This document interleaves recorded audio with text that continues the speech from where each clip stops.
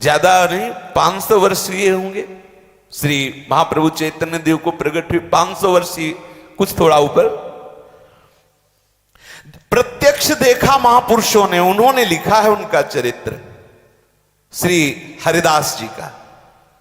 शांतिपुर के समीप ही फुलिया नामक ग्राम में एकांत समझकर एक छोटी सी फूस की झोपड़ी बना करके श्री हरिदास जी रहते थे। निरंतर भगवान नाम ध्वनि कुटिया से निकलती रहती थी। संपूर्ण देश में विधर्मियों का शासन था, बड़ा कठोर शासन उनका। बंगाल में तो विधर्मियों की सत्ता ही थी।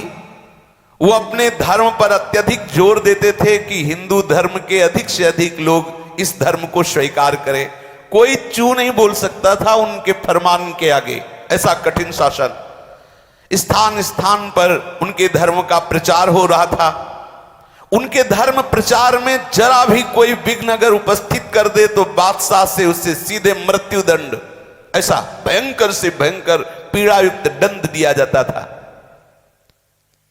इधर इस कुल में जन्म होने के कारण और निरंतर नाम रटने के कारण विधर्मियों के हृदय में बड़ी पीड़ा हुई कि हमारे कुल में जन्म लेकर के भी ये हिंदुओं के ठाकुर का नाम जप करते हैं। काजीन को बहुत कष्ट हुआ। पहले कुछ भेजे कि उनको समझा दो, वो नाम छोड़ दें और कुरान शरीफ के अनुसार वो इस्लाम को स्वीकार करें। वहां कौन सुनने वाला है? जिसकी दृढ़ निष्ठा हो गई उसे कोई हिला नहीं सकता। फुलिया के आसपास पूर्ण शासन मानो एक बादशाह ही हो। गुराई नाम का काजी, बड़ा ही कठोर स्वभाव का। वो हरिदास जी के प्रति तो ऐसा जलने लगा, पूछो मत, ईर्ष्या का ठिकाना नहीं रहा उसके मुख। जब हरिदास जी के मुख से हरिनाम सुना तो जल गया। उसने सोचा कि हमारे धर्म में बड़ा भारी एक कलंक होगा और बहुत से जो धर्म परिवर्तन करना चाहेंगे, इस्लाम धर्म से हिंदू धर्म जाना चाहेंगे, उनका तो साहस बढ़ जाएगा। इनको ऐसा दंड दिया जाए कि कोई भूल करके भी हरि नाम ना ले। हरिदास जी का जन्म मुसलमान कुल में हुआ था। वो बस यही बादशाह से जाके कहा कि मुसलमान होकर हिंदुओं के ईश्वर का नाम लेता है, ये कुफ्र है, ये काफिर है, इसलिए इसका कत्ल कर देना हमारे धर्मशास्त्र के अनुसार उचित है। गोराई काजी ने विरुद्ध राज दरबार में अभियोग चला दिया हरिदास जी के ऊपर। राज आज्ञा हुई, तत्काल सैनिक भागे और हरिदास जी को गिरफ्तार कर लिया। मुलुकपति बादशाह के सामने हरिदास जी को पेश किया गया। देखा, दृष्टि में सिंहवत दृष्टि, मुख में नाम, चेहरे पर प्रसन्नता और तेज। एक बार कांप गया बादशाह देख करके हरिदास जी को। बड़ा तेज, बड़ी प्रसन्नता, निर्भयता नेत्रों में, और मुख में उन्हीं के सामने नाम चल रहा है, क्योंकि नाम आशिक नाम कैसे छोड़ सकते हैं। उसने कहा इनको बैठने के लिए आसन दिया जाए। जहां बंदी बना के ले गया था वहां हरिदास जी को आसन दिया गया। हरिदास जी ने नम्रतापूर्वक मुलकपति के सामने बैठ गए। उसने दया दर्शाते हुए कहा कि आपको देखकर लगता है कि आपको दंड न दिया जाए, पर आपका जन्म मुसलमान के कुल में हुआ। मुसलमान के घर में जन्म होना ये अल्लाह की बड़ी कृपा से होता है। बादशाह ने कहा, और तुम मुसलमान के यहां जन्म लेकर काफिरों का आचरण करते हो, जानते हो तुम्हें नरक मिलेगा, कभी मुक्ति नहीं मिलेगी, क्योंकि कुरान शरीफ के अनुसार चलने पर तुम्हें मुक्ति मिलेगी। हम चाहते हैं कि तुम कुरान शरीफ को स्वीकार करो, हम तुम्हें दंड नहीं देना चाहते, बंद करो हरि नाम लेना, तुम तौबा बोलो, अर्थात गलती स्वीकार करो, प्रायश्चित करो, कलमा पढ़कर मोहम्मद साहब की शरण में जाओ, भगवान तुम्हारे अपराधों को क्षमा कर देंगे और तुम्हें मोक्ष प्राप्त होगा। मुलकपति की ऐसी सरल बात सुनकर हरिदास जी ने हाथ जोड़ा और कहा, महाशय आपने जो कुछ कहा बिल्कुल आप अपने विश्वास के अनुसार ठीक कह रहे हैं, मेरा कोई विरोध नहीं आपसे, क्योंकि हर एक मनुष्य का विश्वास अलग अलग तरह का होता है। जिस तरह का दृढ़ विश्वास होता है उसी प्रकार उसको फल की प्राप्ति होती है। दूसरों के धमकाने से या किसी प्रलोभन से या भय से जो अपनी प्रीता को, अपने विश्वास को छोड़ देता है, कैसा विश्वासी रहा, उसे कभी परमात्मा तत्व की प्राप्ति नहीं होती। जो किसी भय से, किसी प्रलोभन से अपनी निष्ठा को छोड़ दे। आपने मुझे मृत्यु दंड का भय दिखाया, मोक्ष का प्रलोभन दिखाया, मैं नाम नहीं छोड़ सकता। यदि मैं नाम छोड़ दूं तुम्हारे कहने से, तब मेरी दुर्गति हो जाएगी। क्योंकि मैं भयवश या प्रलोभनवश नाम को छोड़ दूं तो मैं मान सकता हूं कि मेरी दुर्गति हो जाएगी। ऐसा करने से मैं नरक का भागी बनूंगा। पर मैं भगवान नाम निष्ठ हूं, इसलिए मेरा सर कलम कर दिया जाए तो हंसते हंसते कटवा लेंगे सर, लेकिन नाम नहीं छोड़ेंगे। इनकी ऐसी बात सुनकर के कुछ क्षण के लिए पूरी सभा मौन हो गई। भगवान नाम का प्रभाव, मुलकपति का हृदय पसीज उठा। इनकी वो सरल वाणी, इनका वो तेज, इतना आकर्षण, वो मौन हो गया। फिर थोड़ी देर में बोला कि तुम्हारी बातें हमारी समझ में कुछ कुछ आती हैं, लेकिन ये जितनी बातें तुमने कही ये सब हिंदू फकीरों की हैं। तुम्हें उचित नहीं है। तुम मुसलमान के कुल में जन्मे हो, तुम्हें मुसलमान के धर्म में ही विश्वास रखना चाहिए। हरिदास जी ने कहा, महाशय बिल्कुल आप ठीक कह रहे हैं। देखो भक्त का हृदय कैसा होता है। मेरा कोई आप पर विरोध का भाव नहीं, किंतु विश्वास तो अपने अधीन की बात नहीं है। पता नहीं हमारे ऊपर कैसे कृपा हो गई कि मुझे भगवान नाम पर विश्वास हो गया है। ऐसा भगवान नाम पर विश्वास नहीं कि किसी के कहने से छूट जाए या किसी भय से छूट जाए। कोई हिंदू ही बना रहे, इस पर आपका कोई जोर, कोई हिंदू मुसलमान बन जाए तो आपका कोई जोर चलेगा। मान लो कोई हिंदू बना है तो आप क्या करोगे? अगर कोई हिंदू मुसलमान बनना चाहता है तो आप उससे सहयोग करेंगे, रोकेंगे नहीं। अगर कोई मुसलमान हिंदू बन जाए तो क्या फर्क पड़ता है? अगर हिंदू मुसलमान बन सकता है तो मुसलमान भी हिंदू बन सकता है। श्री हरिदास जी ने सभा में ऐसा तर्क रखा। कोई हिंदू जब अपना विश्वास छोड़कर मुसलमान होने के लिए आता है तो आपने कभी उसे दंड दिया? आपके भयवश से, आपके समझाने से कोई हिंदू धर्म का त्याग कर जब इस्लाम धर्म को स्वीकार करता है तो आप उसे क्या कभी दंड दिए कि तुझे अपने धर्म में रहना चाहिए? क्यों नहीं? उसे क्यों नहीं आपने शासन के द्वारा मजबूर किया कि वो अपने ही हिंदू धर्म में रहे? जब हिंदुओं को अपना धर्म छोड़कर इस्लाम धर्म में आने के लिए आप स्वतंत्र मानते हैं तो आपको यह भी स्वतंत्रता समझनी चाहिए कि कोई मुसलमान भी हिंदू धर्म को स्वीकार कर सकता है। फिर आप मुझे कलमा पढ़ने के लिए क्यों मजबूर करते हैं? इनकी ये बात सुनते ही न्यायाधीश चुप हो गया, कोई उत्तर नहीं। गोराई काजी ने देखा यहां तो मामला बिल्कुल उल्टा हो रहा, बादशाह चुप हो रहा, फिर क्या होगा? वो जोर से बोला कि ये सब बातें हमें नहीं सुननी, हमें इनकी ये दलीलें सुननी नहीं है, इन्हें दंड देना है। अगर इनके विरुद्ध कोई कार्रवाई नहीं हुई, ये काफिर है, तो आप समझ लो धर्म की बड़ी हानि हो जाएगी। अधर्म करने वालों को दंड देना हमारा कर्तव्य है। इसलिए बादशाह से कहा या तो एक कलमा पढ़ना स्वीकार करें या दंड भोगना, दोनों में एक ही पसंद कर ले, छूट देते हैं। बेचारा मुलकपति मजबूर था, इस्लाम धर्म के विरुद्ध कुछ कह नहीं सकता था, काजियों के विरुद्ध न्याय करने की उसमें हिम्मत नहीं थी। उसने गोराई काजी की बात का समर्थन करते हुए कहा कि या तो तुम कलमा पढ़ो और या दंड स्वीकार करो।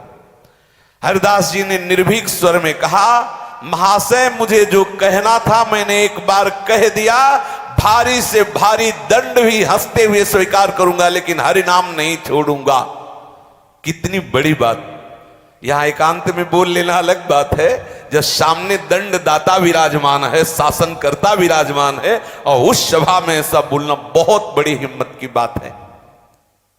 कोई भी दंड मुझे अपने विश्वास और निष्ठा से विचलित नहीं कर सकता, ऐसा ठाकुर हरिदास जी ने कहा।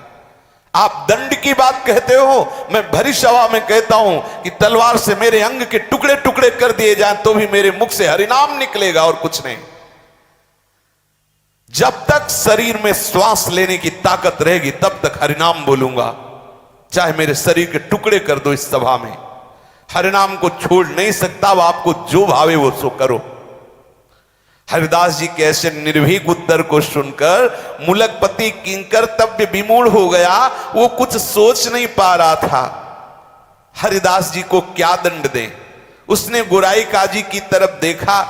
मुलकपति के भाव को समझकर गुराई काजी ने कहा, हुजूर जरूर दंड देना चाहिए, इसे माफ मत करना।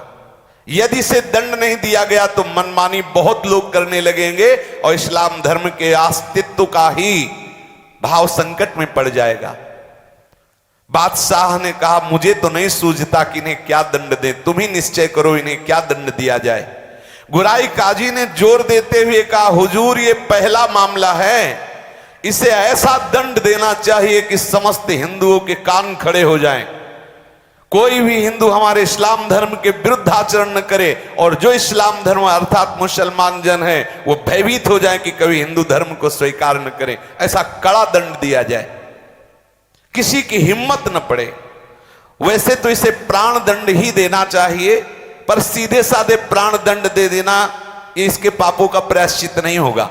गुराई काजी ने कहा, सोचो नाम जापक के लिए इसकी पीठ पर बेत और कोड़े बरसाते हुए 22 बाजारों में ले जाया जाए और इतना मारा जाए कि कोड़े और बेतों की मार पड़ते पड़ते मर जाए, ऐसा इसे दंड दिया जाए जिससे किसी की हिम्मत नहीं होगी इस्लाम धर्म के विरुद्ध बोलने की।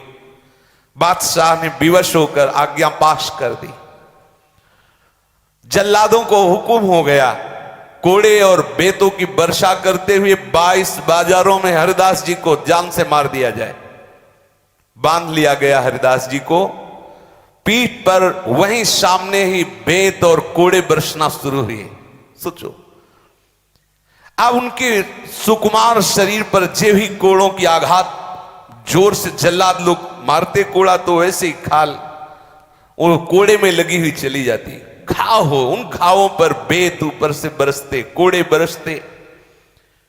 हरिदास जी के शरीर की पूरी खाल उधड़ गई, मांस दिखाई देने लगा, पीठ से रक्त की धारा बहने लगी। निर्दयी जल्लाद उन घावों पर बेत की वर्षा करते। हरिदास जी के मुख से वही हरिनाम, एक क्षण के लिए भी हरिनाम नहीं रुका। कोड़ों और वेतों की वर्षा हो रही है। बाजार में जो भी देखता आंख मूंद लेता, कोई चीख पड़ता, कोई रोने लगता, हाय हाय मच गई। लेकिन बादशाह के हुक्म के आगे किसी का क्या जोर। बहुत से भक्त तो चीख चीख के रोने लगे। वो केवल कृष्ण नाम कीर्तन करते हुए बेत और कोड़ों की मार सह रहे हरिदास जी। एक बार भी ना तो जल्लादों की तरफ मुड़ के देखा, न जनता की तरफ, न एक क्षण के लिए भी नाम रुका। हर समय नाम चल रहा है।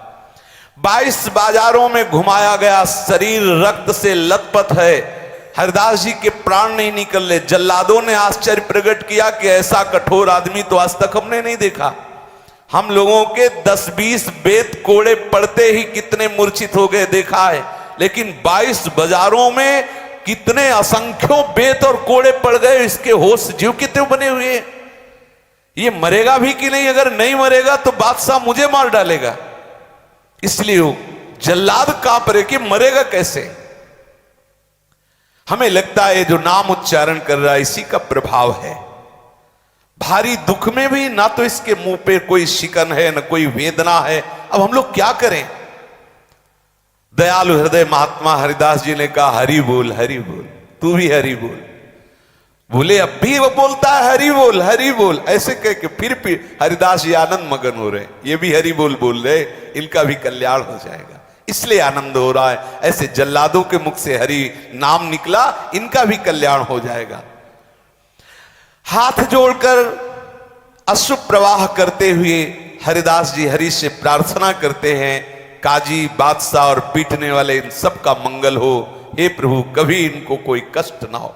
आप देखो संत का हृदय क्या होता है, नाम जापक का हृदय क्या होता है। प्रभु ये सब भूले भटके हैं, इनके अपराधों को क्षमा करो, ऐसा वो प्रार्थना करते।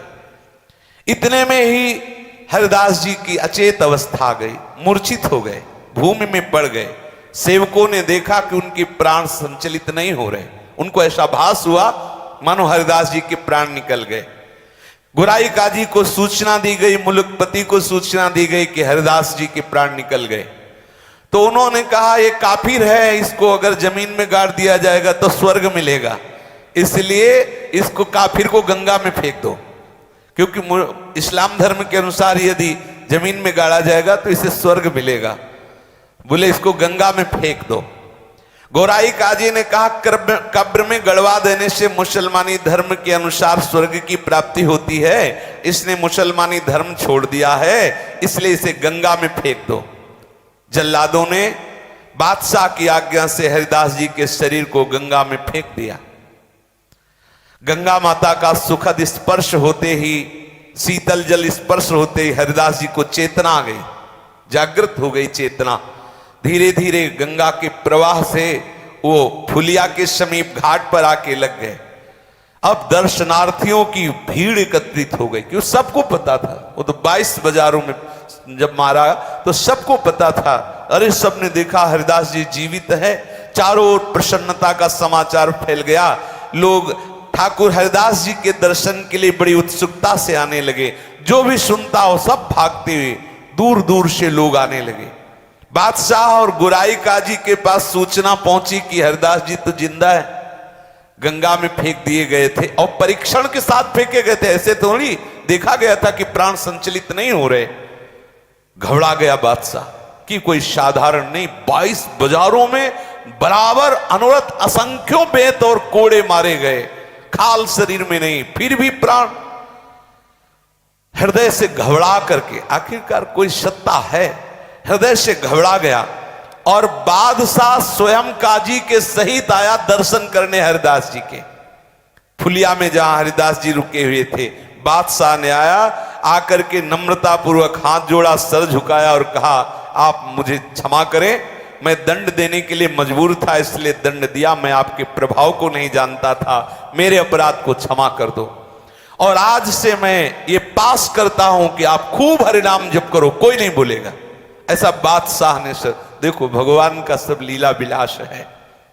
आज से आपके भजन में कहीं कोई भी विघ्न नहीं पहुंचाएगा, ये फरमान जारी कर दिया बादशाह ने। हरिदास जी नम्रता पूर्वक कहा कि महाशय आपका तो कोई अपराध है ही नहीं, क्योंकि मनुष्य अपने कर्मों के अनुसार दुख सुख भोगता है। कोई हमारे ऐसे कर्म रहे होंगे जिनको भगवान ने पवित्र करने के लिए तुम्हें प्रेरणा की। देखो संतों का हृदय कैसा होता है। हरिदास जी की ऐसी सरल निष्कपट बात सुनकर बादशाह आनंद मगन हो गया। वो हरिदास जी के चरणों में गिरा, बादशाह चरणों में गिरा, फिर वो प्रणाम करके चला गया। अब तो बड़े बड़े वैष्णव सब भाग भाग करके श्री हरिदास जी के समीप आए और दुख प्रकाशित करने लगे। कोई उनके घावों को देखकर फूट फूट कर रोने लगता। हरिदास जी ने उन वैष्णव जनों को समझाते हुए कहा, हे वैष्णव जन, आप सभी लोग भगवत प्रेमी हो, शास्त्र के मर्म को भली भांति जानते हो। बिना पूर्व कर्मों के दुख सुख की प्राप्ति नहीं होती। मैंने इसी जन्म में एक अपराध किया कि मैंने हरि नाम की निंदा सुनी। ये मुझे जो दंड मिला अच्छा मिला, क्योंकि इन कानों से मैंने हरि नाम की निंदा सुनी। यही बोल रहे थे काजी वगैरह, मैंने हरि नाम की निंदा सुनी, भगवान ने अच्छा किया, हरि नाम निंदा सुनने वाले शरीर को पिटवा दिया, अच्छा किया। मतलब संत का हृदय क्या होता है ये कोई समझ नहीं सकता। आप वैष्णव जन सब प्रसन्न रहो, मेरे शरीर को बिल्कुल कष्ट नहीं, आपको दिखाई देते हैं घाव, लेकिन सच्ची बताओ मुझे बहुत आनंद हो रहा है। हरिदास जी ने कहा, जिस क्षण प्रभु का विस्मरण हो जाता है उस समय दुख होता है, यहां तो प्रतिपल प्रभु का स्मरण हो रहा, तो दुख कैसा। ये आपको दिखाई दे रहा है, शरीर में बड़े बड़े घाव दिखाई दे रहे हैं, लेकिन हृदय में मेरे बिल्कुल कष्ट नहीं है। इनके ऐसे उत्तर से सभी वैष्णवजन बड़े संतुष्ट हुए। हरिनाम कीर्तन करते हुए सब वैष्णवजन अपनी अपनी कुटिया को गए। श्री हरिदास जी भगवती भागीरथी के तट पर फुलिया ग्राम के समीप रहने लगे। वहां कौन सी कमी रह गई। जब बादशाह के चरणों में प्रणाम किया तो सोचो कौन सा वैभव उनके लिए दुर्लभ है जो भगवान के चरणों के आश्रित हैं। अब शांतिपुर से अद्वैताचार्य जी नित्य आते हरिदास जी के समीप। आचार्य ने पुत्र की भांति प्यार करते, अद्वैताचार्य जी पुत्र की तरह प्यार करते हो, ये उन्हें पिता से भी बढ़कर मानते। फुलिया के सभी ब्राह्मण वैष्णव धनी मानी पुरुष रोज दर्शन करने आते श्री ठाकुर हरिदास जी के, बड़ा आदर सत्कार करते। अब आप विचार कीजिए किस कुल में जन्मे, नाम का महत्व देखो। सब ब्राह्मण वैष्णव सब आके प्रणाम करते हैं, सब चरण धूल माथे पे लेते हैं। ये नाम की कितना भयानक दंड दिया गया, क्या बिगाड़ पाया कोई? नाम का प्रभाव देखो। वही बादशाह वही काजी आके चरणों में गिरे। श्री हरिदास जी के मुख से सदा हरिनाम निकलता रहता। निरंतर के कीर्तन के प्रभाव से इनके रोम रोम से हरिनाम की ध्वनि प्रकट होती। अगर कोई हरिदास जी के सामने जरा सी कोई भगवान की बात कर, सुनते ही अशुभ प्रवाह होने लगता, मूर्छित हो जाते, एक साथ शरीर में साफ सात्विक भाव प्रकट हो जाते।